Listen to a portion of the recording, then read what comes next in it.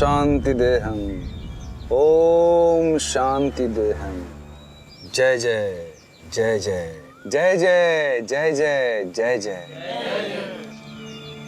आज मैं आप सबके साथ जिस विषय पर चर्चा करने वाला हूं वह विषय केवल विषय नहीं है, एक सत्य है। एक ऐसा सत्य जो समस्त मानव जाति के जीवन में ज्ञान का प्रकाश डाल सकता है। कल्पना कीजिए, रात का समय है, आप गाड़ी चला रहे हो और आप देखते हो कि आपके सिग्नल की बत्ती लाल हो गई और देखते हो कि सिग्नल पर तो कोई भी ट्रैफिक हवलदार नहीं है और सोचते हो कौन देखने वाला है, तोड़ देते हैं सिग्नल।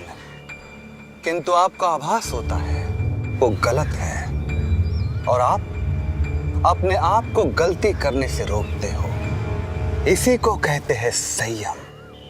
पशु और मानव के बीच का एकमात्र अंतर, हमें संयम का एक वरदान मिला है। इस संयम के विषय में मैं आप सबसे और भी चर्चा करूंगा, किंतु अगले डिस्कशन में।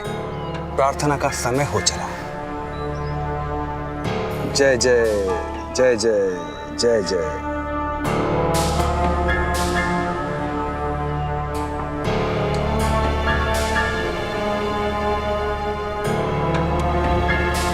चलो।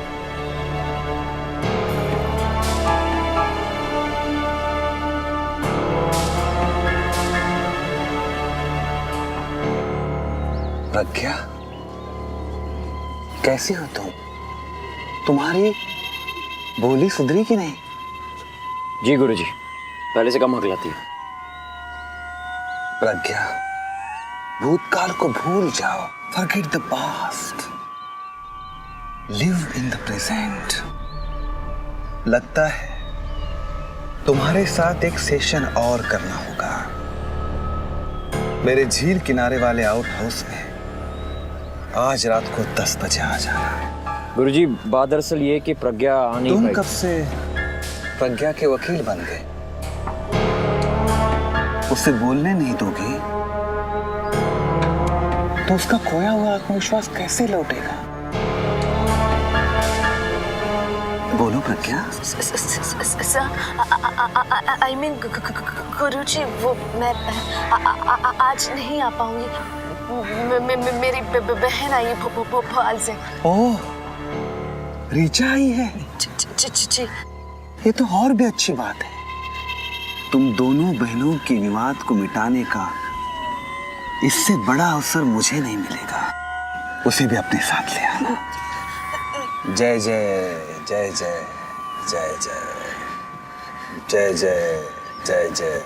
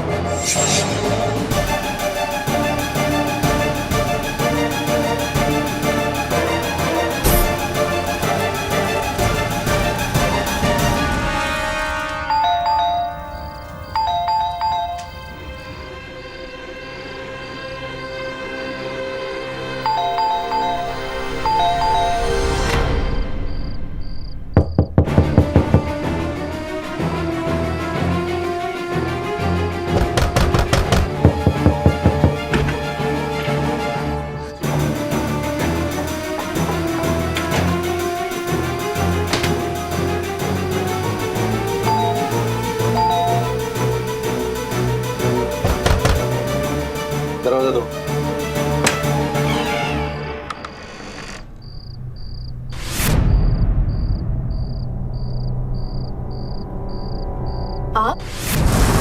इंस्पेक्टर, इसने मारा स्वामी जी को। क्या क्या बोल रहे तुम लोग? इसके कपड़ों पे तो खून था। ढूंढिए, अंदर ही मिलेंगे। चलिए। हटिए आप जरा, हटिए प्लीज।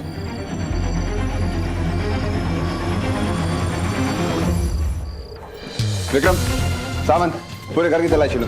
रीता, बेडरूम देखो।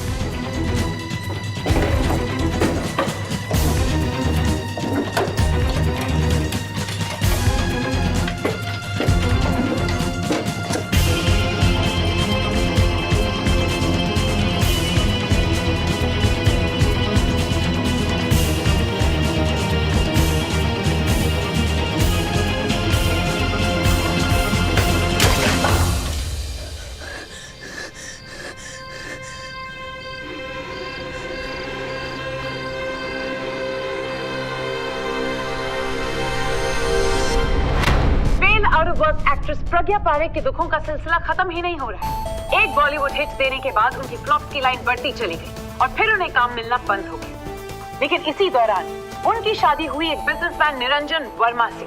लेकिन उनके जुल्म और उनके अब्यूज से परेशान होकर ये शादी 2 सालों में ही टूट गई। टूटा घर, टूटा करियर और टूटा दिल। इसी वजह से प्रज्ञा को नर्वस ब्रेकडाउन हुआ और फिर प्रज्ञा ने अपनाया एक बहुत ही स्पिरिचुअल पाथ, स्वामी सत्यानंद की भक्त बनके।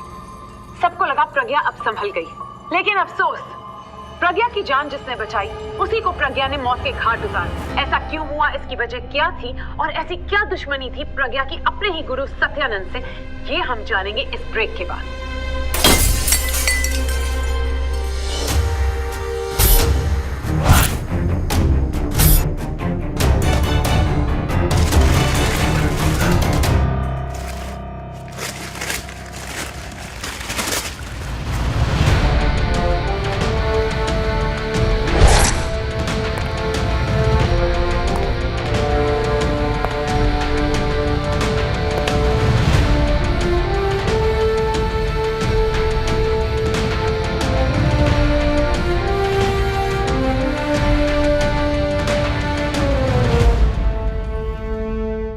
बेकसूर है सर, इनोसेंट है वो। काम डाउन प्रतीक। टेबल तोड़ दोगे तो कारपेंटर के सिवा और किसी का फायदा नहीं होने वाला। I'm sorry सर, लेकिन प्रज्ञा को लेकर मैं बहुत ही इमोशनल और पॉजेसिव हो जाता हूँ। कॉलेज के दिनों में अगर उसे कोई गलत नजर से भी देख लेता था तो मैं और यहाँ मैं कुछ नहीं कर पा रहा हूँ, कुछ भी नहीं कर पा रहा हूँ। ये तो मुझे बताओ प्रतीक कि अंततः क्यों प्रज्ञा ने स्वामी सत्यानंद का आरोप अपने सर लिया? अरे अपनी उस साइको बहन को बचाने के लिए। बिलीव मी सर, सत्यानंद को ऋचा नहीं मारा है। ऋचा? प्रज्ञा की बड़ी बहन, भोपाल कॉलेज में हमारी सीनियर थी सर। 1 नंबर की बुली थी वो। प्रज्ञा को हमेशा अपने अंगूठे के नीचे दबा के रखती थी। बिना उसकी इजाजत के तो प्रज्ञा कुछ नहीं कर सकती थी सर। Really interesting. तो इस समय वो कहाँ है? और कहाँ? फरार है। कत्ल के दिन भोपाल से यहाँ आई थी, तब से उसका कोई पता नहीं। इंटरेस्टिंग।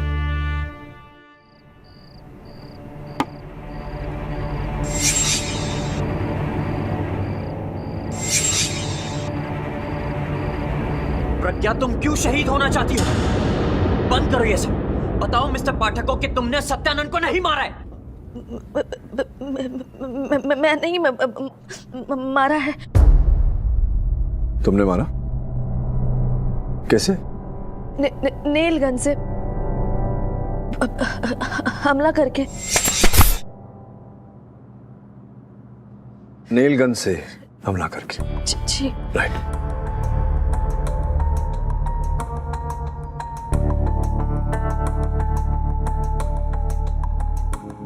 ऐसा ही था नेल गन?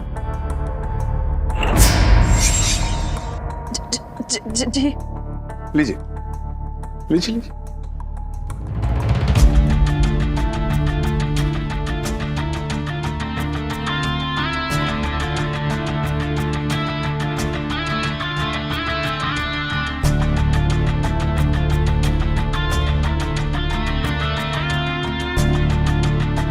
और ये लीजिए नील्स।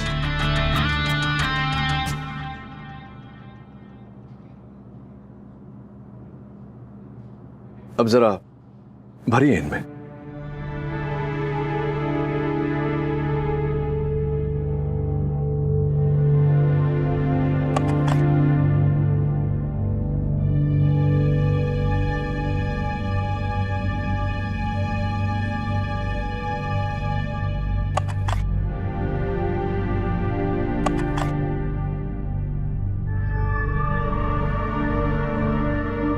क्या बात, लोड करना नहीं आता आपको?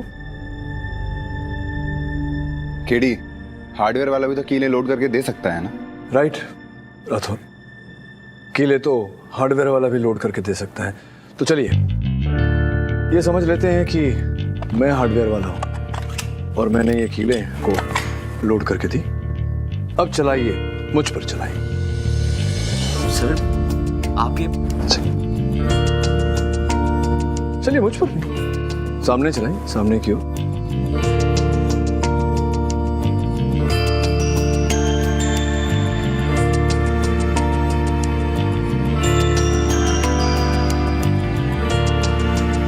संभाल के ऐसे अगर चल गया तो कीला आप ही को लग जाएगा।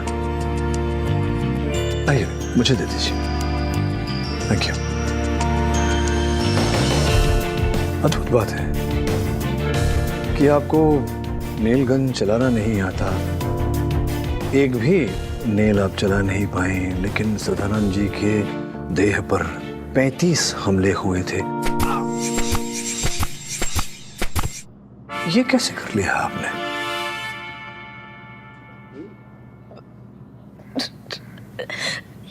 ऋचा दीदी ने कुछ नहीं किया।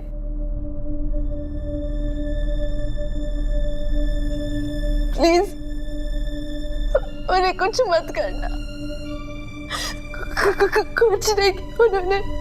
प्रज्ञा, तुम अपनी बहन का गुनाह अपने सर नहीं ले सकती। दे सकती हूँ मैं, क्यों ना लूं?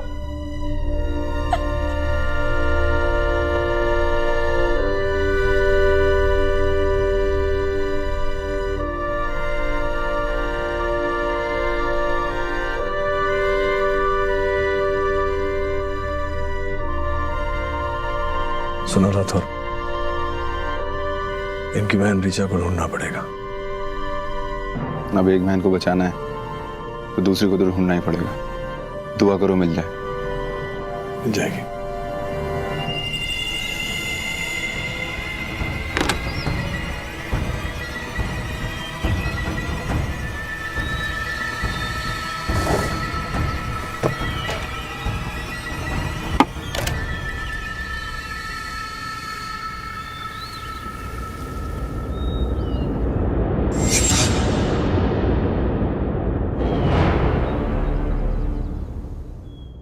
Please be seated.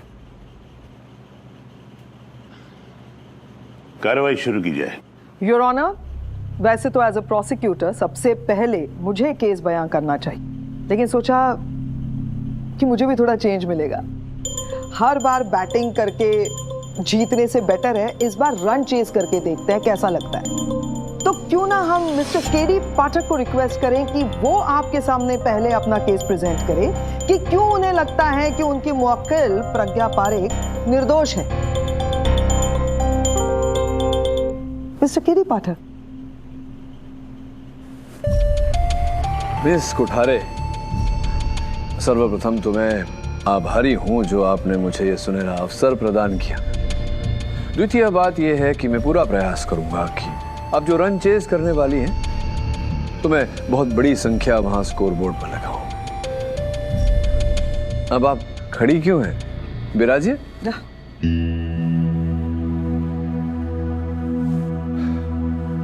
Your honour, ये चित्र है दो बहनों की, प्रज्ञा और इनकी बड़ी बहन ऋचा, जो इनसे आयु में 2 साल बड़ी है। उस दिन योर ऑनर स्वामी सत्यानंद से भेंट करने ये दोनों उनके आश्रम में पहुंची। मैं ठीक कह रहा हूँ? जी सर, मैं और दी रिक्शा से गए थे। तो इस तरह जाती है अपने स्वामी से मिलने अकेले, और वो भी रात में? ऐसी बात नहीं, मैं कुछ गलत नहीं कर रही। अच्छा, तू मुझे सिखाएगी कि क्या सही और क्या गलत है? तुझे दिखाई नहीं देता है? भेड़िया है वो बाबा के रूप में, तू उसका अगला शिकार है। नहीं दीदी, अब ऐसे नहीं है। चुप! मुझे कुछ नहीं सुनना इस बारे में, समझी? दिखाई नहीं देता ना समझ आता है तुझे।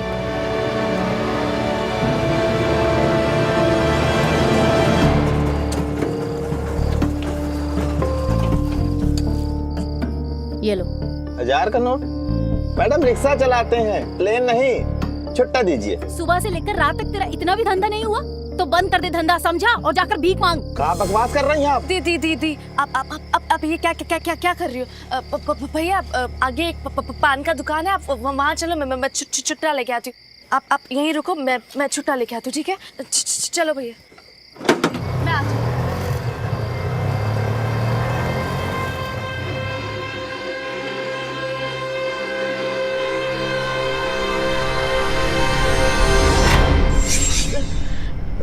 रात के 10:30 बज चुके थे तो और हमें चेंज नहीं मिल रहा था, तो मैं मेन रोड पे गई, वहाँ से छुट्टा लेके आई, और जब 15 मिनट बाद लौटी तो देखा कि दी नहीं थी।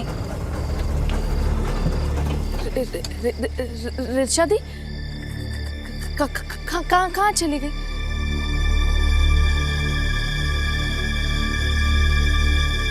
रिचा दी? स्वामी जी, ये क्या होगी स्वामी जी? किसने किया स्वामी जी? तुम्हारी बहन ने। बहन? रिचा? स्वामी जी,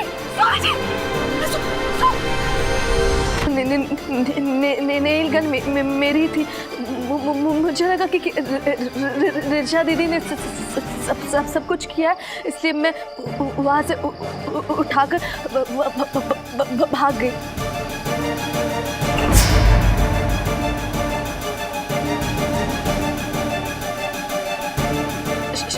शायद चिन्मय जी ने मुझे देख लिया था।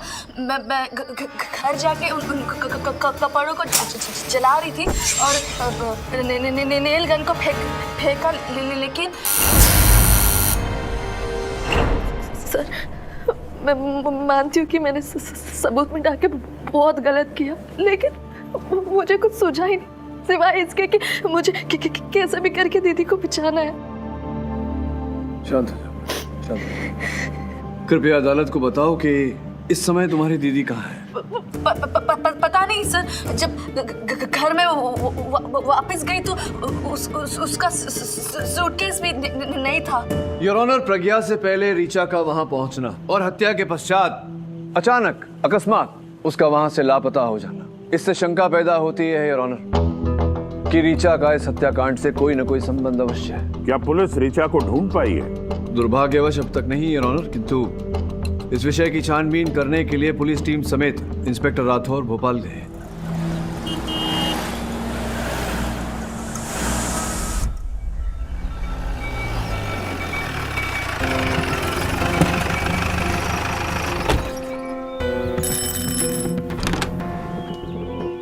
ऋचा पारिक का घर यही है? मैं inspector Rathore, Mumbai crime branch. जी था। 1 साल पहले उन्होंने ये घर हमें बेच दिया। उनका कोई नया ठिकाना? नहीं पता, बस वो यही कह रही थी कि सब कुछ बेच बाच कर कहीं दूर जा रही हैं।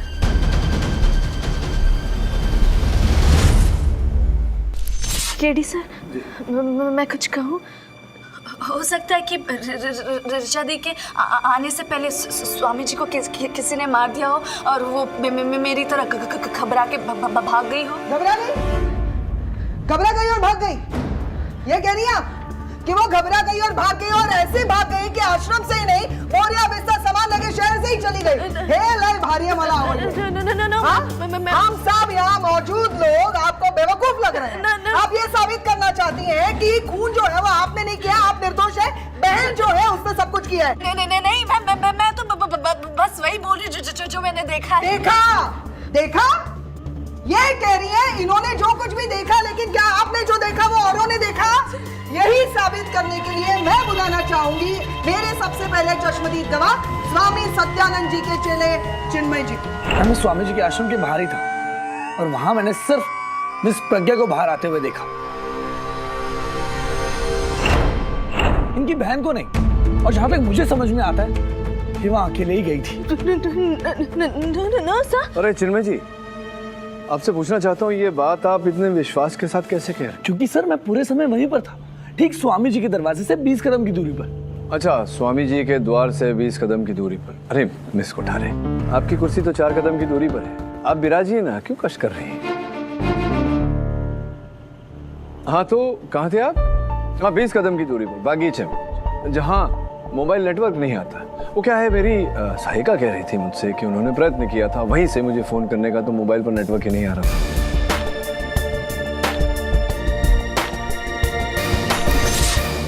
सर वो क्या है कि हमारे स्वामी जी ने उस ध्यान केंद्र को मोबाइल फ्री किया हुआ है, इसलिए वहाँ नेटवर्क नहीं आता है। वाह क्या बात है, क्या बात है। तो आपका जो मोबाइल फोन है वो तो बहुत ही अनूठा और अनोखा होगा, क्योंकि आपके मोबाइल फोन में नेटवर्क आता है वहां जहां किसी के मोबाइल फोन पर नेटवर्क नहीं आता।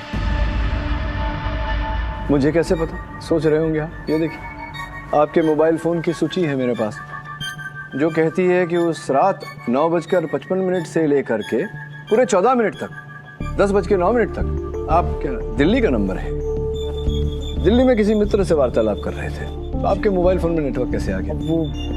वो एक्चुअली मैं उस दौरान बगीचे के दूसरे कोने में जाकर बात कर रहा था। नहीं, दूसरी तरफ मतलब कहाँ?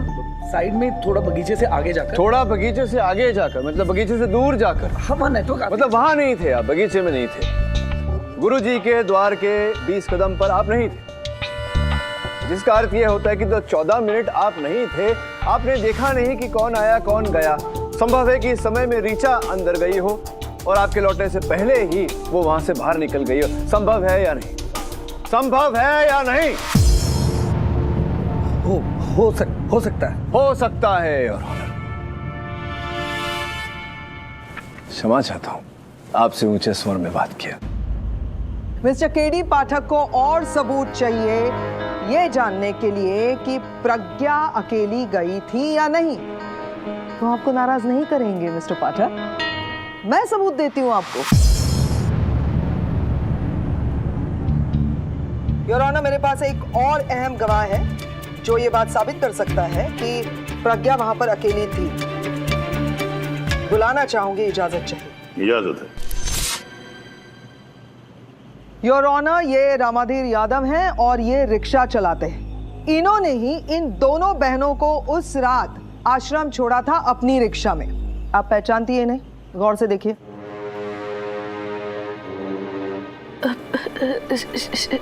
शायद मैंने What do you mean शायद? मैं क्या पागल हूँ जो ये कह रही हूँ? ये रिक्शा वाला जो आपको लेकर गया था, मैंने से पूछा आपसे पहचानती है या नहीं, उतना जवाब दीजिए। I object, Your Honor. Prosecution is badgering my witness. Objection overruled. Madam ji, हमको अच्छी तरह याद है, उस रात ये मैडम ने हमारा रिक्शा मलार डेवरसाइन नगर से पकड़ा था। उसके बाद ये स्वामी सत्यानंद के आश्रम में चली गई। 135 रुपया भाड़ा बना था और 1000 रुपया का नोट दिया था हमको।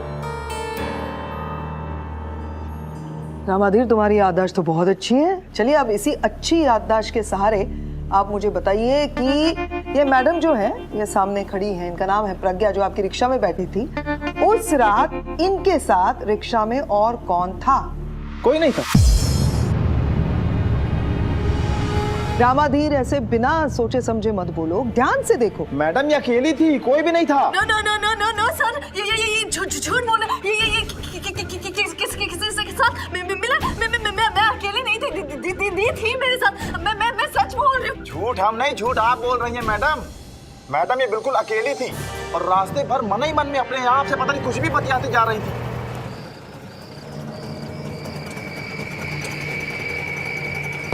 ये लो 1000 का नोट। मैडम रिक्शा चलाते हैं, प्लेन नहीं, छुट्टा दीजिए। अब इतनी रात को छुट्टा कहाँ से लाऊं? ऐसा करो, रख लो। अब आप ही बोलिए साहब, 150 रुपए किराए के लिए कोई आपको 1000 रुपया देगा तो आप उससे भूलेंगे? और वो भी जब आपकी आमदनी बड़ी मुश्किल से 1000-1200 रुपया होती है। हमने भी सोचा ठीक है, आज का टारगेट तो मैडम ने पूरा करा ही दिया, इसलिए आराम से हम आश्रम के बाहर पांव पसार कर सो गए। इस उम्मीद से कि इस दानवीर आश्रम में कोई दूसरा दानवीर तो मिलेगा। और फिर 15 मिनट बाद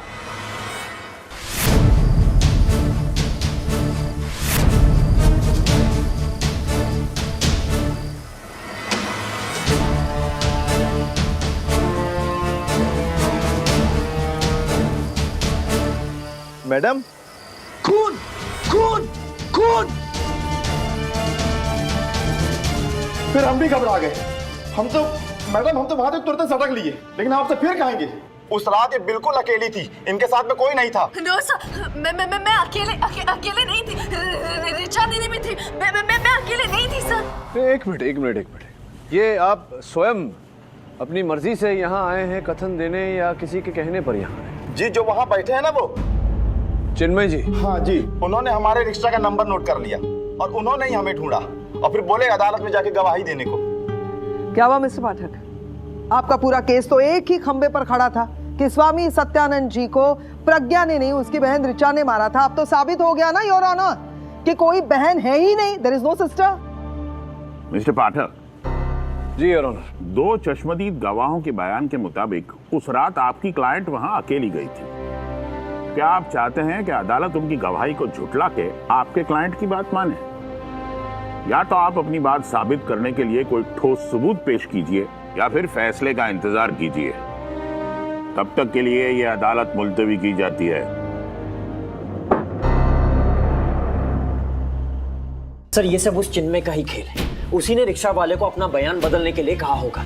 1 नंबर का कमीना है सर, आप उसे जानते नहीं हैं। अगर मेरे बस में होता ना तो मैं उसका हलक में हाथ डाल के उसकी जान ले। प्रतीक, it's a little expensive if you don't mind. प्रतीक, इस प्रकार से क्रोध व्यक्त करने से कुछ प्राप्त नहीं होगा। शांत हो जाओ, बैठो। सर बट बैठो। सर, अगर आपको मैं इतना गुस्से वाला लगता हूं ना, तब आप इंतजार कीजिए जब आप प्रज्ञा की बहन ऋचा से मिलेंगे। उस दिन सुबह जब मैं प्रज्ञा को स्वामी सत्यानंद के प्रवचन पर ले जाने के लिए उसके घर गया था तो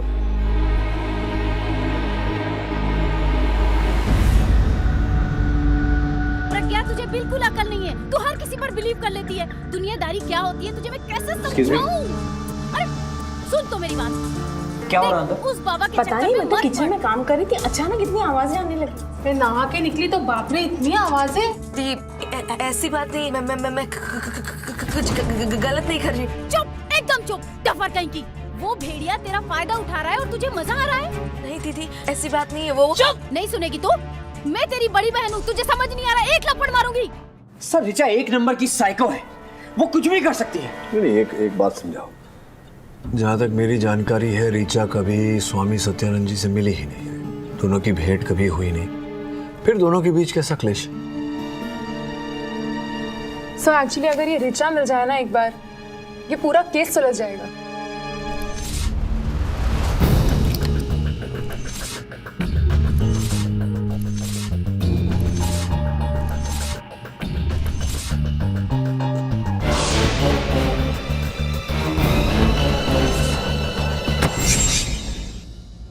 ऋचा ने इंटरनेट से लश्कर एक्सप्रेस का भोपाल टू मुंबई का ट्रेन टिकट बुक किया।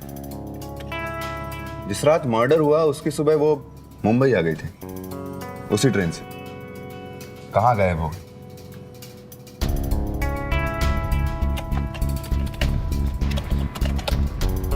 फेसबुक, सोशल मीडिया सब बंद। घर उसकी कोई दोस्त, कोई फैमिली? फैमिली में तो 2 ही बहनें थी, लेकिन यहाँ से 50 किलोमीटर दूर रायसेन में उसकी एक सहेली का पता मिला है। रायसेन?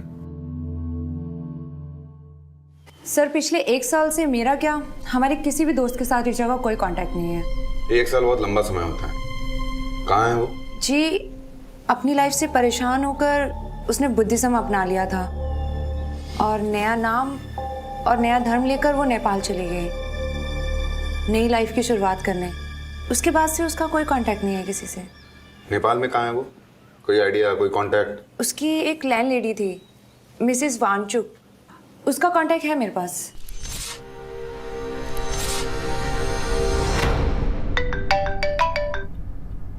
केडी पाठक, पुलिस से कहिए मुझे ढूंढना बंद करे। मिस्टर पाठक, मैं किसी के हाथ नहीं आने वाली। कौन? ऋचा? हाँ, मैं रिचा बोल रही हूँ और इस नंबर को ट्रेस करने की फिजूल गलती मत करना। मैं इस सिम को फेंक दूंगी। मेरी बहन बेकसूर है और मैं भी।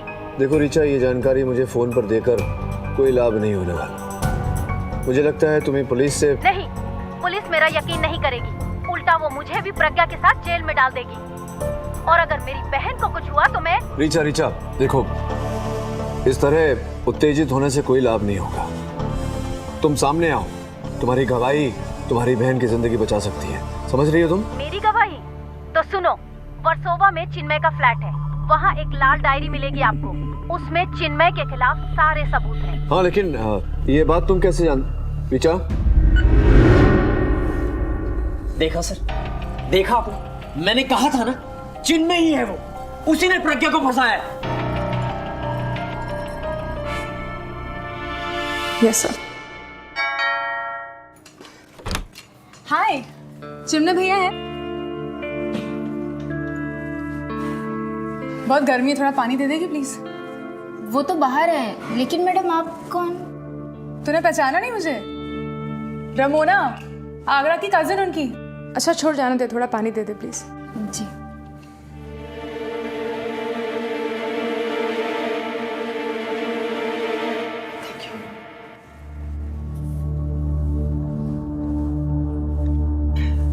पानी का काम पानी करेगा। हो गया तेरा? हाँ जी, बस मैं अभी निकलने वाली थी अगले घर। हाँ तो जा, नो प्रॉब्लम। भैया आ जाएंगे, मैं हूँ यहाँ पे। जी ठीक है।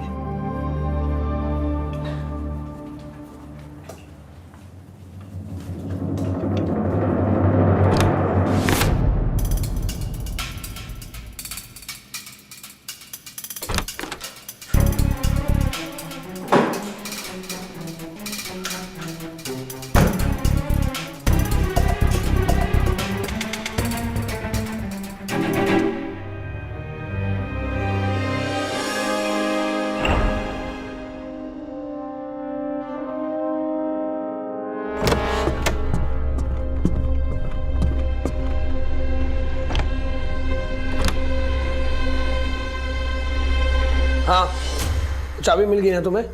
क्योंकि बैंक लॉकर से वो मैं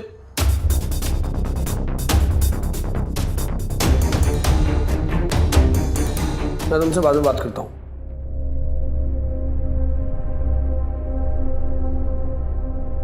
अधीरा, यस सर। मिल गया वो जो मैं तुमसे कह रहा था, 1947 का जो केस था। Excuse me. So are you fine?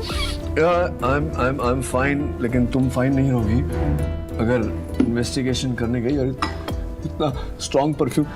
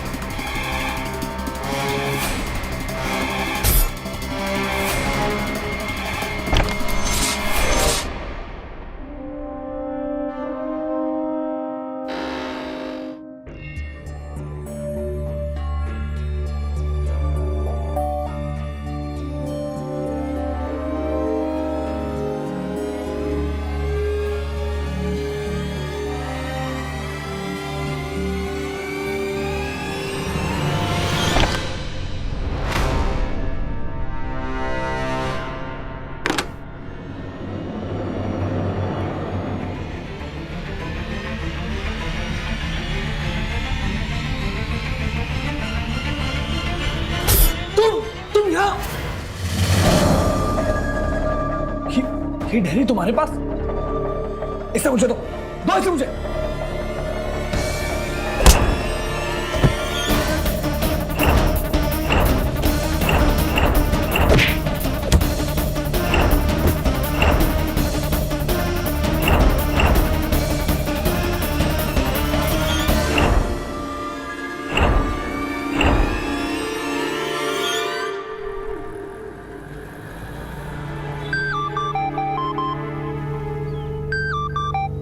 Hello, Mrs Wangchuck, बोल रही हूँ। Inspector Rathore, Mumbai crime branch.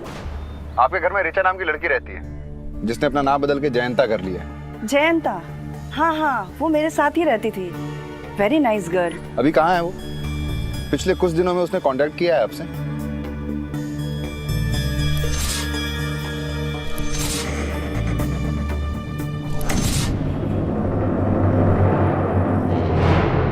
Your honour, ये लाल पुस्तक मेरी सहायिका ने स्वर्गीय श्री सत्यानंद जी के चेले चिन्मय जी के घर से प्राप्त की। इसमें सत्यानंद जी के हाथों लिखी उनके स्विस बैंक अकाउंट्स का काला चिट्ठा है योर ऑनर। योर ऑनर, इस पुस्तक से यह स्पष्ट होता है कि सत्यानंद जी केवल मोक्ष की राह पर नहीं, मोह की राह पर भी चल रहे थे और उनके साथ कई शक्तिशाली राजनेता और उद्योगपति भी जुड़े थे। Okay, now stop mister Pathak, stop it. Sorry मैंने इस तरह से आपको कट किया, लेकिन मुझे पता है कि अगले 10 मिनट में आप क्या करने वाले हैं। क्या क्या क्या बताइए।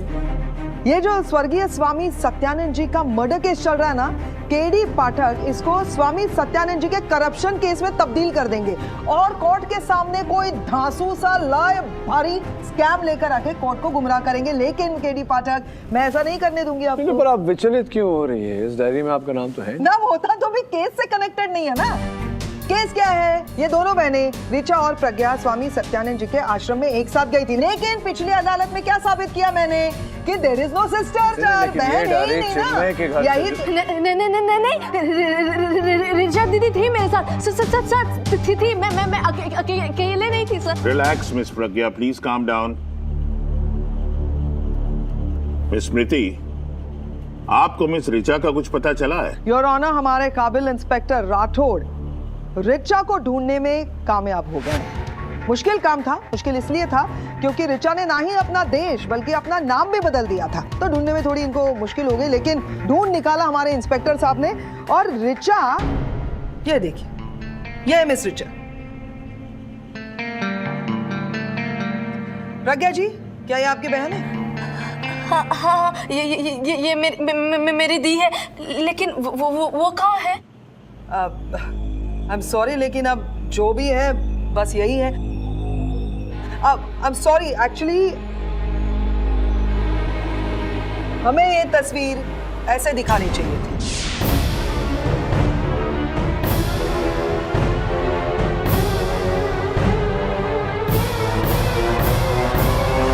आई ऑब्जेक्ट योर ऑनर। प्रोसिक्यूटर साहिबा मेरी मुवक्किल की भावनाओं का मजाक उड़ा रही है। नहीं, मेरा ऐसा कोई इरादा तो नहीं है। जो सच है वो बता रही हूँ मिस्टर केडी पाठक। जी हाँ योर ऑनर, 10 महीने पहले अन्नपूर्णा पहाड़ी के माउंटेन क्लाइंबिंग एक्सपेडिशन के दौरान मिस रिचा को गहरा फ्रॉस्ट बाइट हुआ था और इसी वजह से उन्हें काठमांडू के शंभुनाथ हॉस्पिटल में एडमिट भी किया गया था। 2 अगस्त 2015 को मिस रिचा की इसी फ्रॉस्ट बाइट की वजह से मौत हो गई। ये है उसका death certificate your honour. Miss Richa इस दुनिया में अब नहीं है। She is dead, DEAD, dead. No sir, दीदी मान नहीं सकते। वो मेरे साथ यकीन मानिए, वो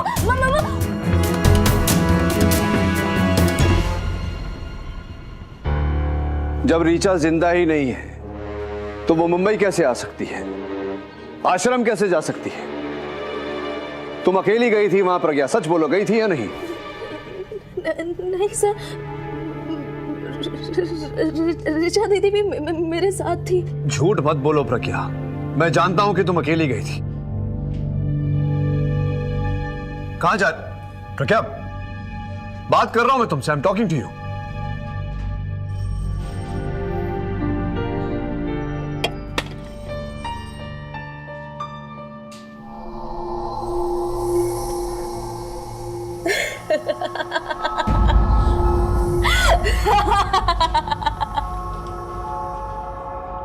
प्रज्ञा,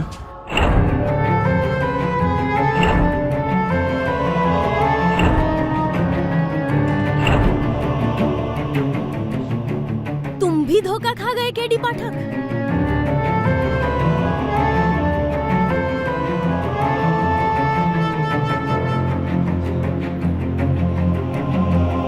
अचानक तुम्हें क्या हो गया प्रज्ञा?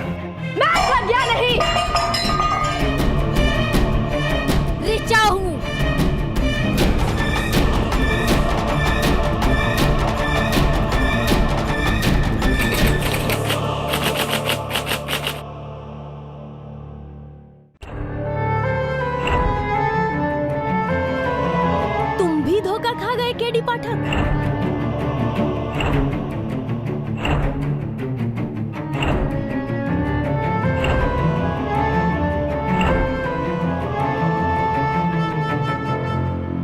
अचानक तुम्हें क्या हो गया प्रज्ञा?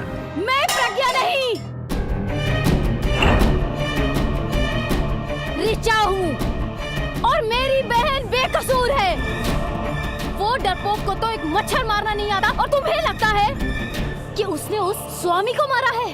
अगर तुम लोगों की वजह से उसे कुछ हुआ ना तो मैं मार दूंगी तुम्हें, मैं मार दूंगी तुम्हें, मार दूंगी। तुम्हें समझ में नहीं आ रहा है?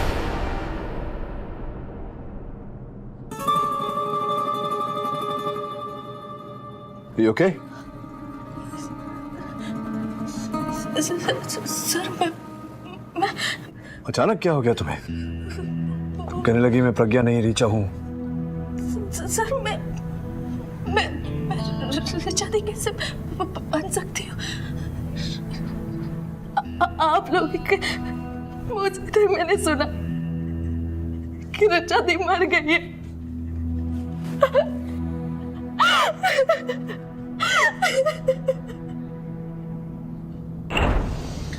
इस लड़की के केस के चक्कर में केडी ने एक बड़ा काम जरूर कर दिया। इस डायरी में ऐसे ऐसे लोगों के नाम हैं कि स्वामी सत्यानंद का सत्य बाहर आ जाएगा। सावंत, चिन्मय ने इस डायरी के बारे में मुंह खोला? नहीं सर, अब तक तो नहीं।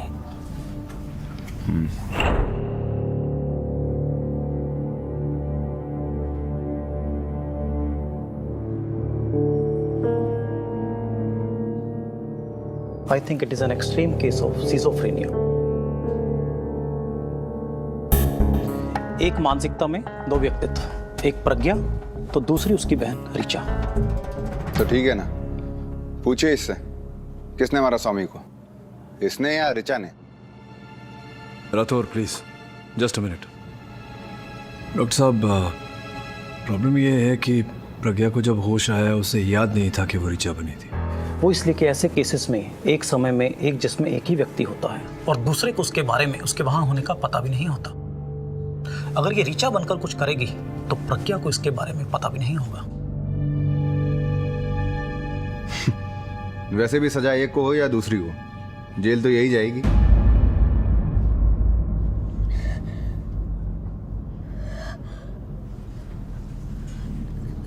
सर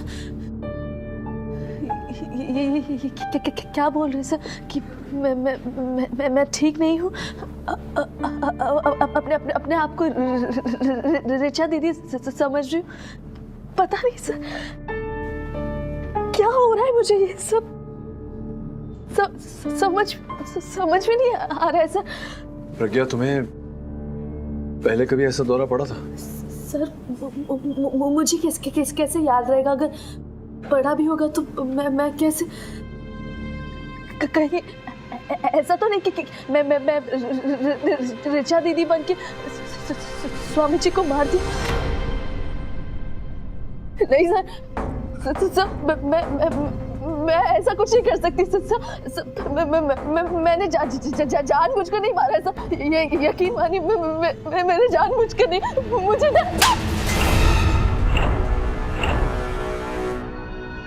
डरपोक कहीं की, जब देखो रोती रहती है।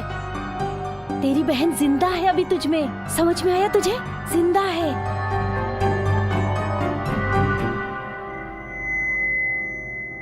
क्या मिस्टर पाठक, कैसे वकील हैं आप? मेरी बेकसूर बहन को बचा नहीं सकते?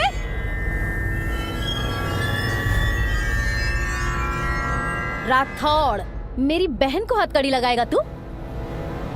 अबे साले, हिम्मत है तो मुझे लगा के दिखा। नाटक बंद कर। नाटक साले? प्रज्ञा, मैं ऋचा हूँ, प्रज्ञा नहीं जो तुझसे डर जाऊं। समझ में आया?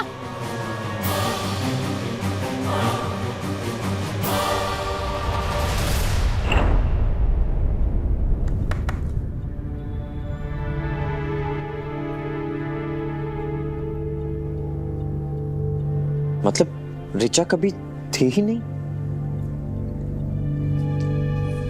वो प्रज्ञा ही थी जो अपनी बहन बनकर उसकी आवाजें निकाल रही थी। राइट।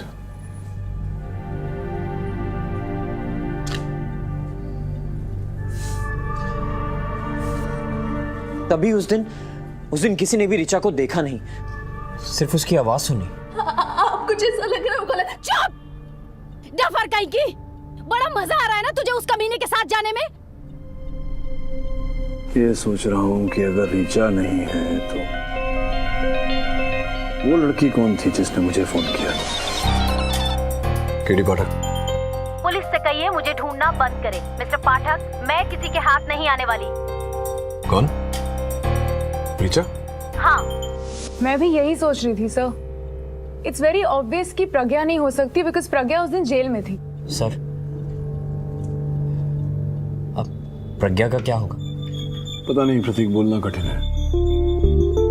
सर्वप्रथम तो डॉक्टर की रिपोर्ट्स मुझे अदालत में प्रस्तुत करनी पड़ेगी।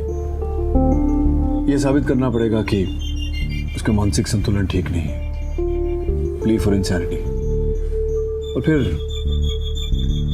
जज साहब पर निर्भर करेगा कि वो क्या सोचते हैं, सजा कम होती है या सजा माफ होती है। लेकिन एक बात तो तय है, चिकित्सा के लिए तो जाना ही पड़ेगा। It's as good as imprisonment. लेकिन सर मर्डर की वजह क्या थी? प्रज्ञा ऋचा बनकर स्वामी सत्यानंद को क्यों मारेगी? वजह मैं जान गया हूँ सर। मैं जान गया हूँ कि प्रज्ञा ने सत्यानंद को क्यों मारा है। क्यों?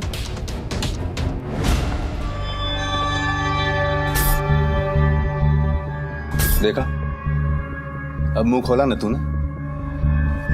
चल अब बता, इस डायरी का चक्कर क्या है?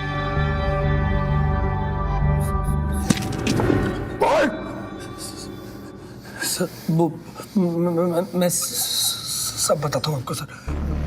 सर मैं जो कुछ करता था स्वामी जी के कहने पर करता था, उन्हीं के कहने पर चलता सर। मैं सर उनके पास बहुत सा ब्लैक पैसा है, करोड़ों का, स्विस बैंक में। और सर ये तो बस आधी इंफॉर्मेशन है, बाकी इंफॉर्मेशन तो उनके लॉकर में है। लेकिन वो सब ले गए। स्वामी जी के ध्यान कक्ष से चाबी चुराई उस लॉकर की। कौन ले गई?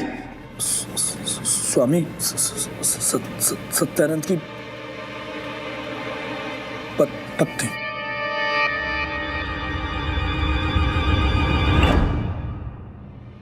स्वामी शादीशुदा था? जी।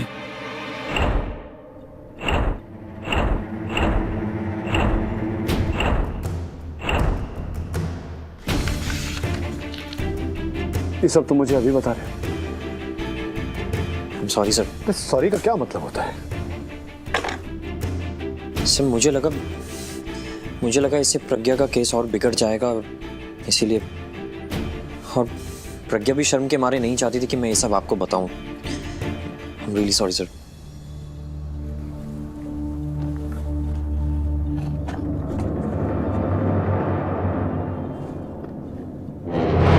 योर ऑनर, इन तस्वीरों को देखने के बाद और एसएमएस पढ़ने के बाद यह स्पष्ट हो जाता है कि स्वर्गीय सत्यानंद जी और प्रज्ञा के बीच केवल गुरु शिष्य का रिश्ता नहीं था, कुछ और भी था।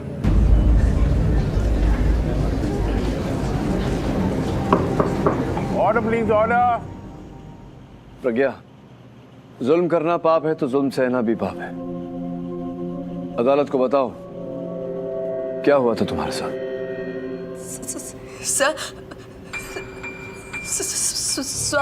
स्वामी जी मुझे ब्लैकमेल कर रहे थे। ब्लैकमेल? किस बात को लेकर? सर, शुरू में मैं जनरली स्वामी जी से अट्रैक्ट हो गई थी, जिस दौरान उन्होंने मेरी कुछ ऐसी तस्वीरें खींची जिसकी वजह से मुझे उनके साथ, और वो चाहते थे कि मैं उनके मंत्री और बिजनेसमैन दोस्तों के साथ संबंध बना, और अगर ऐसा नहीं करती तो वो मेरी फोटो मीडिया में। Wonderful, super. Okay, let me understand कि स्वामी सत्यानंद अपने फायदे के लिए, अपना बिजनेस बढ़ाने के लिए, अपने क्लाइंट बढ़ाने के लिए वगैरह वगैरह आपका नाजायज तरीके से इस्तेमाल कर रहे थे, राइट? और जाहिर सी बात है कि आप इस दलदल से बाहर निकलना चाहती थी, करेक्ट? कम से कम हमें केस का मोटिव तो पता चला कि खून क्यों हुआ। तुम इस प्रज्ञा स्वामी सत्यानंद जी के अत्याचारों से तंग आकर परेशान होकर आपने डिसाइड कर लिया भाई बहुत हो गया, आप सहन नहीं होता, और आप ये सोचकर पहुंच गई स्वामी सत्यानंद जी के आउट हाउस के बाहर।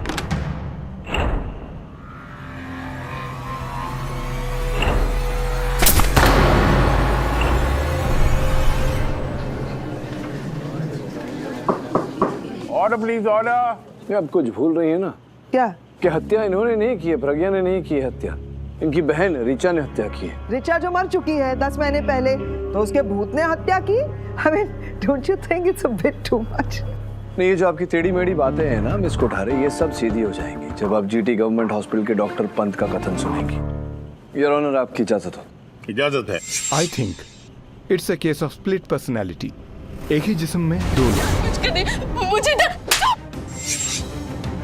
डरपोक कहीं की, जब देखो रोती रहती है।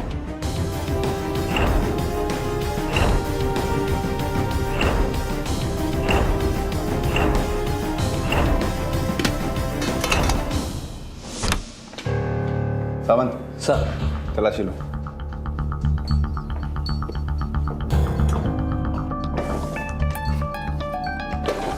सर, स्वामी की मिसेस लगता है भाग गई सर। उधर देखो। सर,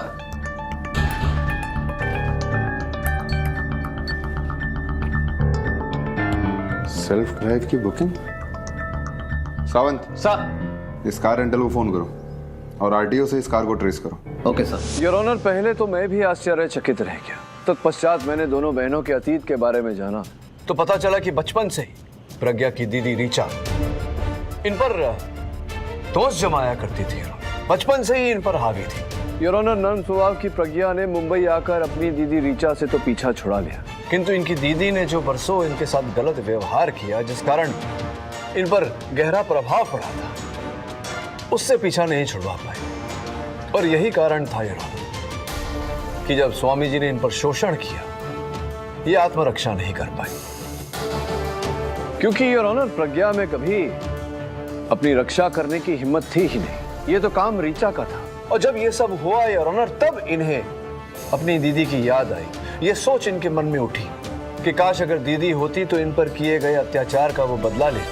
और इसी सोच ने योर ऑनर, इसी सोच ने इनके अंदर ऋचा के हाव भाव डाल दिए, जिसके चलते योर ऑनर प्रज्ञा ने ऋचा बनकर वो किया जो प्रज्ञा कभी नहीं कर पाती, अपने शोषणकर्ता से बदला लिया।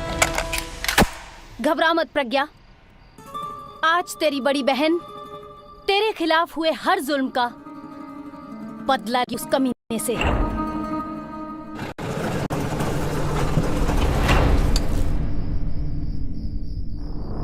अरे तुम तो बहुत मजा आता है ना लड़कियों को फायदा उठाने में। बहुत फायदा उठा लिया तूने मेरी बहन का, अब अपनी पापों की सजा भुगत तू। आज के बाद से तू बिल्कुल आजाद है प्रज्ञा, बिल्कुल आजाद।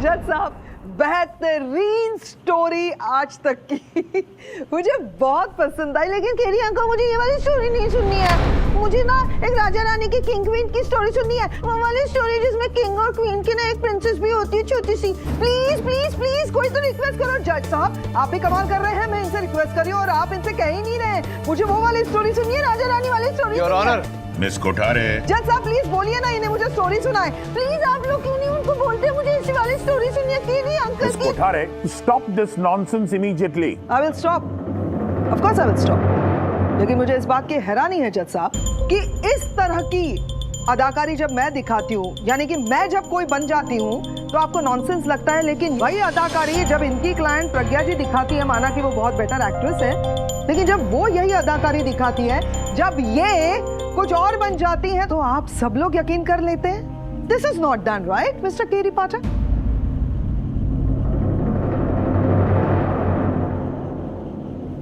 प्रज्ञा जी, परफॉर्मेंस टाइम। आइए, सबको परफॉर्मेंस दिखाइए। कम ऑन, रिचा को बुलाइए। I want to meet Richa. मैंने सिर्फ फोटोग्राफ में देखा उनको। रिचा को बुलाइए, चलिए। बोलिए ना। प्लीज कीप योर काम। ये ढोंग कर रही हैं। आपने डॉक्टर्स की रिपोर्ट पढ़ी है, आप जानती है कि उन्होंने मना किया है। मैं डॉक्टर्स की रिपोर्ट पर विश्वास ही नहीं करती जब तक मैं अपनी आंखों से नहीं देखूंगी। मैंने देखा है इसे रिचा बनते हुए। आपने देखा है, मैंने नहीं देखा है। जज साहब ने ये तो क्या मैं झूठ बोल रहा हूँ? बोल सकता है अपने क्लाइंट को। तो सारी पुलिस, इंस्पेक्टर राठौर, सारे जज। सकता है, जब तक मैं विश्वास नहीं करती, अपने आंखों से नहीं देखती, तब तक। Your honour, this is ridiculous. तो तू मुझसे मिलना चाहती है?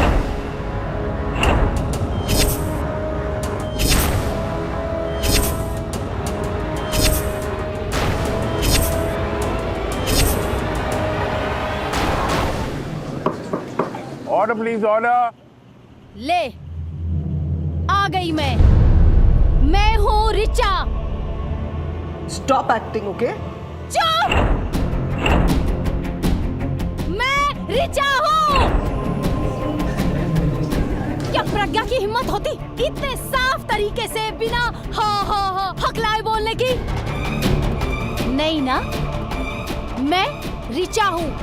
मेरी बहन बेकसूर है। ना मेरी बहन ने हत्या की है, ना मैंने। किसने मारा रिचा? बताती हूँ। आप लोगों की आंखों पर जो पर्दा पड़ा हुआ है वो यूं हट जाएगा। उस दिन जब मैं उस घर में गई तो मैंने देखा कि आपका सो कॉल्ड स्वामी अधमरा पड़ा था। आई तो थी तुझे धमकाने के लिए कि मेरी बहन से दूर रहना, लेकिन लगता है तूने मेरी बहन के अलावा दूसरों की भी जिंदगी बर्बाद की है। अबे हट साले, मर तू, मर!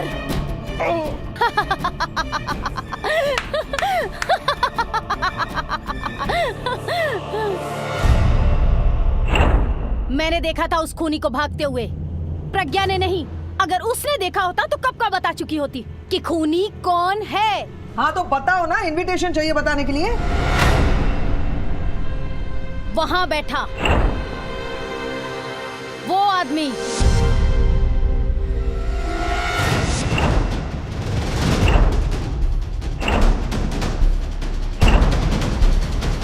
Mind blowing, superb. मतलब अब इनके अंदर जो इनकी बहन आई हुई थी रिचा, वो भी कह रही है कि रिचा भी बेकसूर है।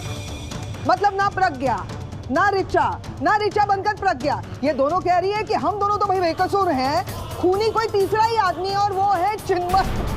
सरासर बकवास कर रही है ये लड़की। ऐसी लड़कियों को उल्टा लटका कर 3rd डिग्री देनी चाहिए। तेरी तो कौन है खूनी? कौन है खूनी? अभी बताती हूँ कौन है रिचा, कौन है प्रज्ञा, ये भी बताती हूँ मैं बताती हूँ। मतलब ये लड़की यहाँ पर जज साहब आपके सामने, पूरे कोर्ट के सामने मुझ पर हाथ उठा रही है और यहाँ पर केडी बाटा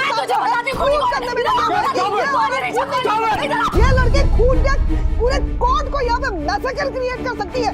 पागल हो गई है ये। इसके अंदर एक जानवर है, इस जानवर को सजा देनी है हमें।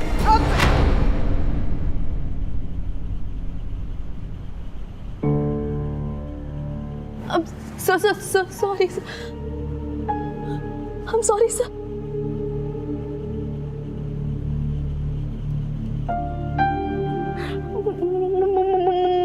मुझे नहीं पता ये sorry sir.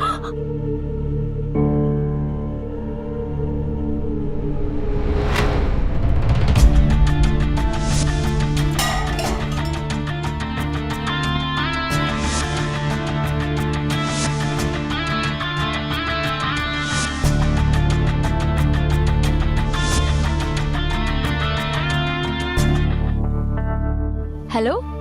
Hi, Mr. Vonmer. This is Sheetal here. From my joint account in your Swiss bank. Yeah, I have the details. क्या मैडम, मुंबई से कहाँ तक भगा लाई आप हमें?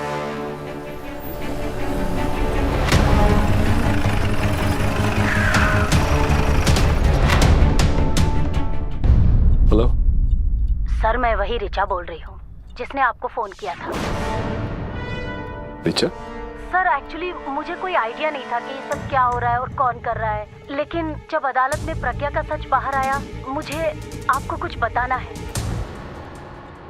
प्रज्ञा पिछली अदालत में तुमने हमें बताया था कि तुमने मतलब ऋचा बनकर तुमने ऐसा बोला था कि जब तुम आश्रम पहुंची तो तुमने स्वामी जी के कक्ष से चिन्मय को भागते हुए देखा।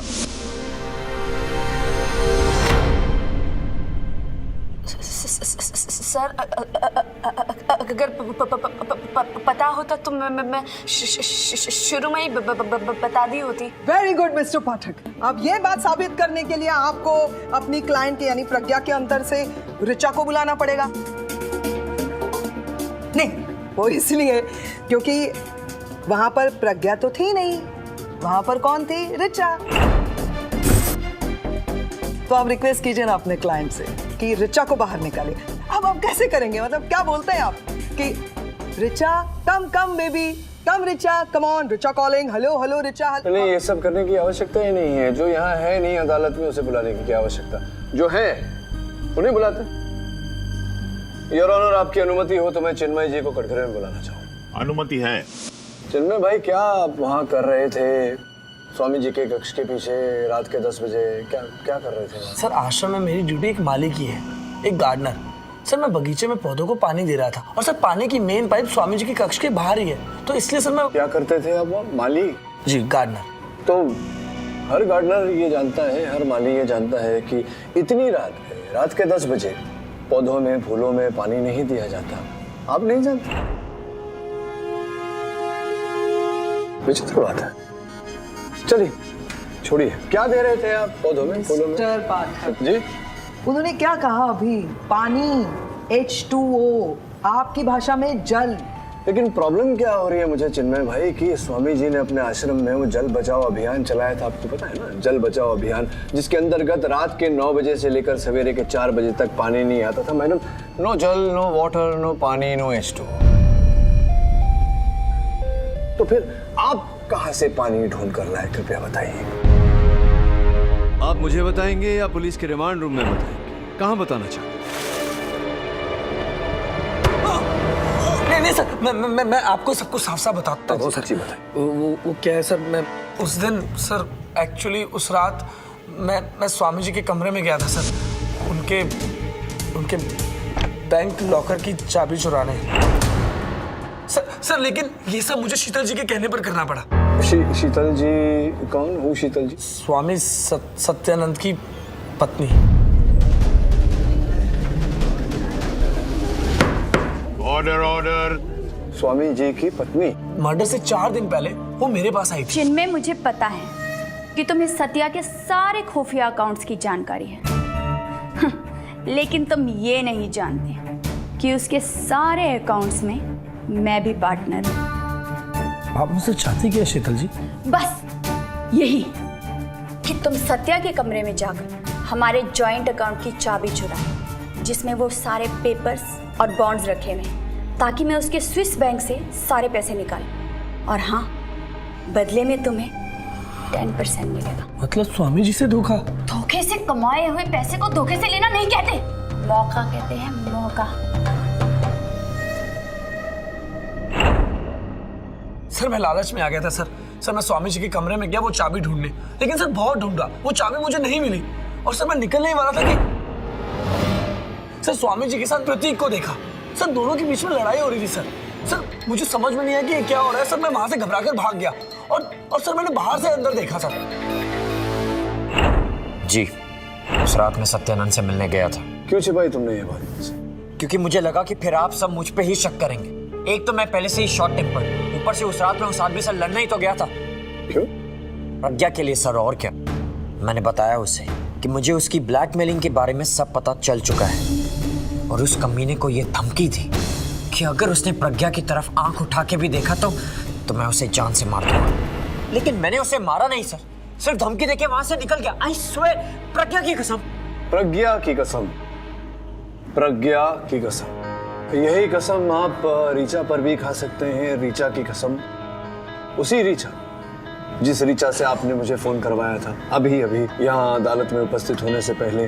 बेचारी घबराई हुई लड़की ने मुझे फोन किया था आपके कहने पर। हेलो सर, मैं प्रतीक की कजन हूँ। उसने ही कहा था कि मैं आपको ऋचा बनकर फोन करूँ ताकि प्रज्ञा बच जाए। मेरा इस केस से कोई लेना देना नहीं है, इसीलिए मैं आपको ये सब बता रही हूँ। और क्या करता सर? प्रज्ञा को बचाने के लिए मुझे और कुछ समझ में नहीं आ रहा था। मैं जानता था कि जब तक ऋचा गवाही नहीं देगी प्रज्ञा कभी भी निर्दोष साबित नहीं होगी। इसीलिए मैंने अपनी कजन से ये सब करवाया ताकि आपको ऋचा के मुंह से प्रज्ञा की बेगुनाही का सबूत मिले। नहीं, जरा कंफ्यूजिंग सा है। ऋचा के मुंह से प्रज्ञा की गवाही और वो ऋचा जो ऋचा है ही नहीं, ये नहीं करना चाहिए। ये बताओ कि फिर तुमने चिन्मय को क्यों फंसाया? क्योंकि इस कमीने पर मुझे हमेशा से शक था। स्वामी के सारे खुफिया अकाउंट की खबर भी इसे ही है। और मेन बात सर, उस रात जब मैं स्वामी के कमरे से निकला तो बाहर मैंने इस चिन्मय को एक औरत के साथ बातें करते हुए देखा। एक्सक्यूज मी प्रतीक, अब ये एक और औरत कौन है? नहीं, पहले ही हम दो को झेल रहे हैं, अब ये तीसरी औरत कौन है भाई? ये औरत सर, स्वामी सत्यानंद की बीवी शीतल। मैं उस रात चिन्मय से मिलने गई थी। मुझे लॉकर की चाबियां चाहिए थी, लेकिन जब मुझे चिन्मय ने कहा कि लॉकर की चाबियां यहाँ नहीं है, तो मैं सत्या के मरने के बाद उसके दूसरे आउट हाउस में गई, जहाँ से मुझे लॉकर की चाबियां मिली। मैं उसके लॉकर से सारे अकाउंट पेपर्स लेकर अपने लिए पैसा विड्रॉ करना चाहती थी। मैं समझा नहीं, उस रात को आप स्वामी सत्यानंद जी से, सॉरी सत्या आपके पति, उनसे मिली थी? जी नहीं, मैं तो उस दिन उनके कमरे में भी नहीं गई, चिन्मय के साथ बाहर ही खड़ी थी। और उस दिन मैंने भी इसकी तरह इस लड़की को वहां आते देखा, रिक्शा में, बिल्कुल अकेली। इसी ने मारा है मेरे पति को। बहुत सही कह रही हैं आप। ये कत्ल प्रज्ञा ने ही किया है, इसका एक और सबूत है मेरे पास। ये है ये नेल गन, कत्ल का औजार, और ये नेल गन प्रज्ञा का है। फिंगरप्रिंट की ये रिपोर्ट भी है यहाँ पर। तो मेरे समझ में एक बात नहीं आती है मिस्टर केडी पाठक, कि ये प्रज्ञा कुछ भी बके जा रही है और आप इस बात पर नहीं, बिल्कुल ठीक कह रही हैं योर ऑनर। प्रोसिक्यूटर साहिबा बिल्कुल उचित कह रही हैं। यही है ये नेल गन, हत्या का औजार, जिस पर प्रज्ञा के ही उंगलियों के निशान हैं, किंतु योर ऑनर इनके दाहिने हाथ।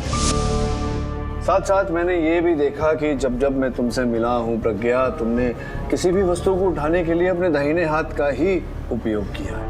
लेकिन किंतु परंतु प्रज्ञा, उस दिन जब तुमने इंस्पेक्टर राठौर को थाली खींच कर मारी थी, तब अपने दाहिने हाथ का नहीं बाएं हाथ का उपयोग किया था। और अदालत में जब तुमने जूता, याद है, पब्लिक प्रोसिक्यूटर साहिबा को जूता मारने का प्रयास किया था, तब भी तुमने राइट हैंड का नहीं लेफ्ट हैंड का उपयोग किया। सर, एक मिनट, तुम जरा चुप रहना, जब तुमसे पूछा जाए तभी बोलना, समझी? मिस्टर पाठक, ये राइटी लेफ्टी ये सारी बातें करके आप क्या साबित करना चाहते हैं, जरा बताएंगे? नहीं, मैं बताने वाला था, आप जरा चुप रहिए, जब आपसे पूछा जाए आप तब बोलिए। योर ऑनर, ये चित्र है दोनों बहनों की। इससे साफ होता है कि प्रज्ञा ने अपने दाहिने हाथ में बैडमिंटन का रैकेट पकड़ा है, जबकि ऋचा ने अपने बाएं हाथ में बैडमिंटन का रैकेट पकड़ा है, जिसका अर्थ ये होता है योर ऑनर कि प्रज्ञा राइट हैंडेड है और ऋचा लेफ्ट हैंडेड, जिसका अर्थ ये होता है योर ऑनर कि इस नेल गन जो हत्या का औजार है, इस पर प्रज्ञा के दाहिने हाथ की उंगलियों के निशान पाए गए, ऋचा के बाएं हाथ का नहीं है, जिसका अर्थ ये होता है कि ऋचा ने कभी इस नेल गन को छुआ ही। Mister Pathak, again and again. मैंने आपसे कहा ना, आप शांत खड़े रहिए, जब पूछा जाए बोला जाए तभी बोलिए प्लीज, मैं दलील रख रहा हूं यहाँ। सॉरी योर ऑनर, जिसका अर्थ ये होता है कि इस नेल गन को कभी ऋचा ने छुआ ही नहीं, जिसका अर्थ ये होता है कि प्रज्ञा ने ऋचा बनकर जो कथन दिया है अदालत में कि उनके आने से पहले स्वामी सत्यानंद जी की हत्या हो चुकी थी, संभव है कि उस बात में सत्य हो, या फिर ये बात झूठ भी हो सकती है। I'm so sorry. With your permission, Mr. पाठक, क्या मैं अब बोल सकती हूँ? नहीं, बोलिए ना प्लीज, औरतों को बोलने से कौन रोक सकता है। थैंक यू मिस्टर पाठक। ये आप ही की थ्योरी है ना मिस्टर पाठक? प्रज्ञा राइटी है, ऋचा लेफ्टी है। इस नेल गन पर दाहिने यानी कि राइट हैंड के उंगलियों के निशान हैं, और इस केस में राइटी कौन है? प्रज्ञा। यानी कि इस गन पर किसके उंगलियों के निशान हैं? प्रज्ञा के। खून इसी गन से हुआ है, यानी कि खूनी कौन है? प्रज्ञा है। मैं बार बार यही बात आपको समझा रही हूँ। I just told you not to open your mouth। तुमने ही खून किया है, उंगलियों के निशान तुम्हारे और मार तुम्हारा और तुम्हारे पास मोटिव भी था। खूनी ये लड़की है। प्रज्ञा, प्रज्ञा, मैंने खून नहीं किया, मैंने खून नहीं किया, मेरी बहन ने खून नहीं किया, समझ में आया? मेरी बहन बेकसूर है, उसने खून नहीं किया, मैंने भी खून नहीं किया, समझ में आया? वो बेकसूर है, वो बेकसूर है, मेरी बहन ने खून नहीं किया। ये पहली बार नहीं, दूसरी बार हो रहा है। इनके हाथ में चप्पल नहीं है या पेपर कटर किसी से भी हमला करने के लिए तैयार होती है। अब तो और क्या सबूत चाहिए? अरे, कि ये खूनी है, ये किसी का भी खून कर सकती है। मैंने मारे सत्यानंद को सर, मैंने मारा। आप जो कुछ कहना चाहते हैं कटघरे में आकर कहिए। मैंने प्रज्ञा के घर जाकर उसकी नेल गन चुराई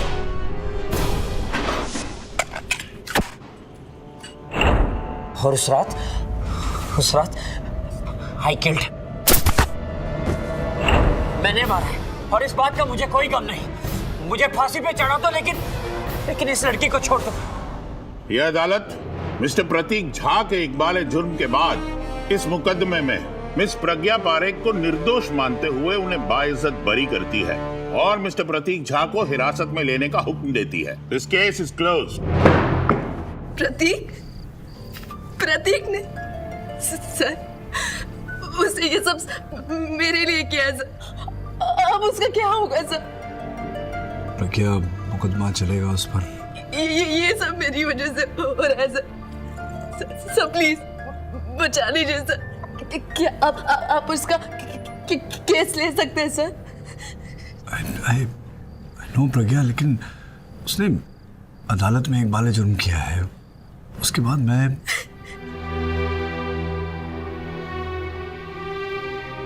अब डोंट वरी, मुझे थोड़ा सोचने का समय दो। I'll do something। तुम अकेली गई थी वहां प्रज्ञा? सच बोलो, गई थी या नहीं? ऋचा दीदी भी मेरे साथ थी। तुम भी धोखा खा गए केडी पाठक। अचानक तुम्हें क्या हो गया प्रज्ञा? मैं प्रज्ञा नहीं, ऋचा हूँ। ऐसा तो नहीं कि मैं ऋचा दीदी बन के स्वामी जी को मार दिया। क्या मिस्टर पाठक, कैसे वकील हैं आप? मेरी बेकसूर बहन को बचा नहीं सकते?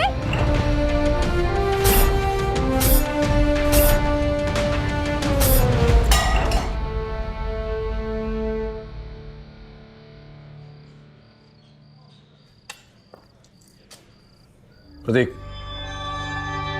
सर आप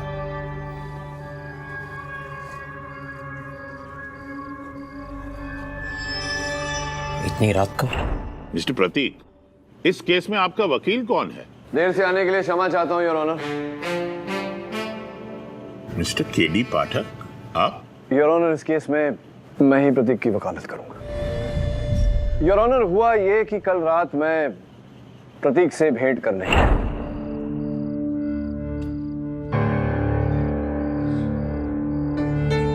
इतनी रात को? हाँ, इस बात की संतुष्टि करने आया था कि वास्तव में तुमने स्वामी जी की हत्या की है।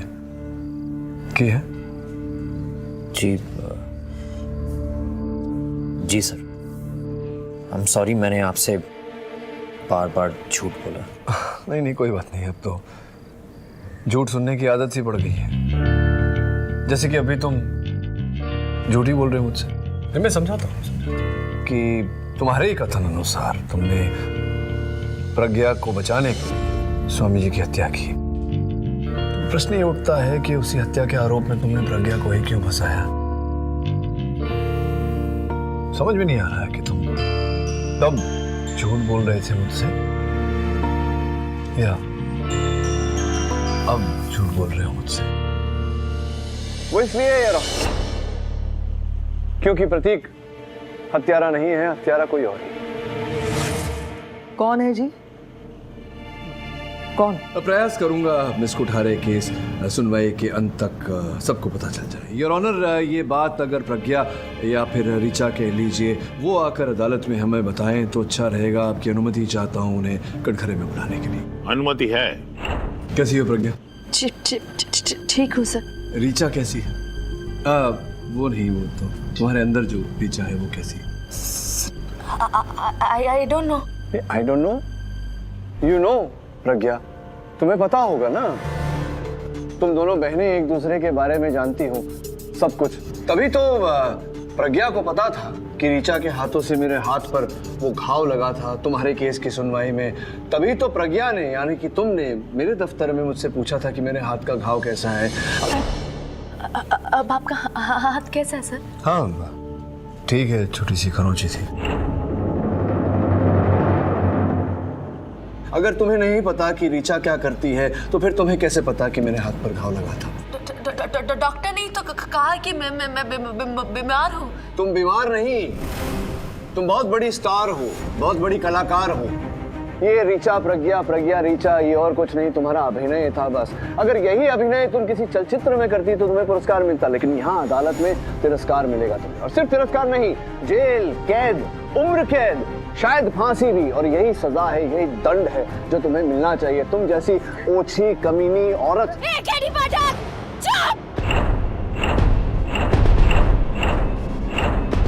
खबरदार, अगर मेरी बहन को कुछ बोला तो।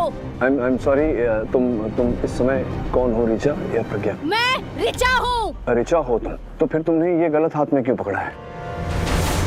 मैं ऋचा हूँ, समझ में आया तुझे? मैं ऋचा हूँ। सब समझ में आ गया मुझे प्रज्ञा। मैं चला दूंगी, फिर पता चलेगा कि कौन क्या है। तो चलाने से पहले मेरे एक प्रश्न का उत्तर दे दो। अगर तुम ऋचा होती तो तुम्हें ये उस हाथ में पकड़ना चाहिए था, लेकिन तुमने इस हाथ में पकड़ा। पहले सही हाथ में पकड़ा था, इस समय गलत हाथ में पकड़ा है।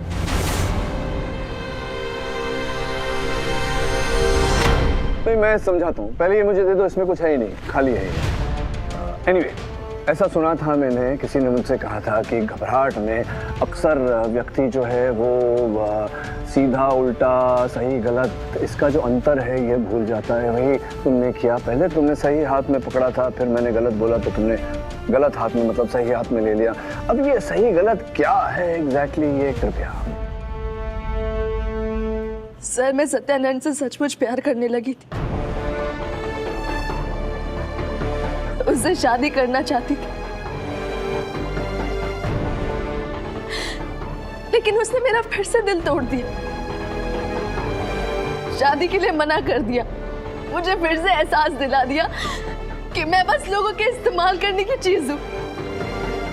इस्तेमाल किया और फेंक दिया, लेकिन इस बार मेरे सब्र का बांध टूट गया था। मैंने सोच लिया था कि मेरी जिंदगी में जितनी भी घटना घटी है उन सब का बदला मैं सत्यानंद से लूंगी, और मैंने अपने अतीत के हादसों और ऋचा दीदी की पर्सनालिटी को जोड़कर ये गेम खेला। आप कुछ ऐसा लग रहा होगा, क्या डबल कहेंगे? बड़ा मजा आ रहा है ना तुझे उस कमीने के साथ जाने में, लेकिन तू आज की बात उससे नहीं मिली, और मैंने सबको धोखे में रखा। बस आज नहीं जाएगी तू।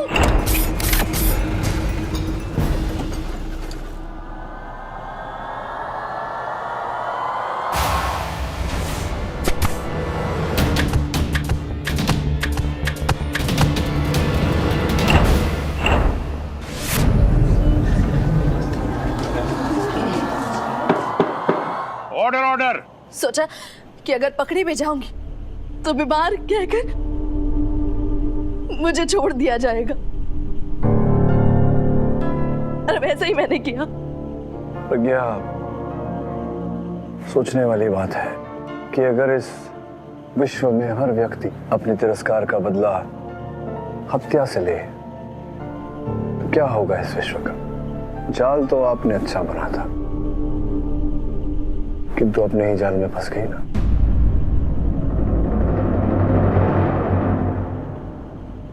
तो ये हाथों की जो अदला बदली हुई, इससे प्रमाणित हो गया प्रज्ञा जी कि आप कभी ऋचा थी ही नहीं, हमेशा आप प्रज्ञा थी। Am I left or am I right or am I right? ये अदालत मिस्टर प्रतीक झा को बाइज्जत बरी करती है और मिस प्रज्ञा पारेख को अदालत को गुमराह करने के और स्वामी सत्यानंद के कत्ल के जुर्म में दोषी पाते हुए उम्र कैद की सजा देती है। This case is closed.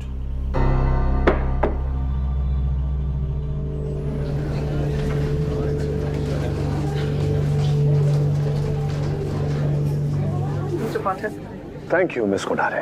वैसे एक बात कहूँ, जी मुझे ऐसा लगा कि आपने इस लड़की प्रज्ञा पर भरोसा करके बहुत बड़ी गलती की। नहीं नहीं नहीं मिस कोठारे, किसी पर विश्वास करना गलत नहीं होता।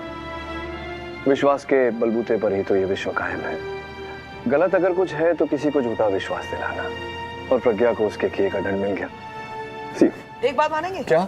ये केस तो मैं जीत गई। जहाँ से मैं खड़ा हूँ मिस कोठारे, मुझे ऐसा दिख रहा है कि आज न्याय जीत गया, और न्याय के साथ विश्व के हर अदालत में इन वस्त्रों में खड़ा हर व्यक्ति जीत गया। हाँ, इस कैलकुलेशन के हिसाब से तो आप भी जीत गई। For more updates, subscribe to our channel, click the show links and enjoy watching the videos.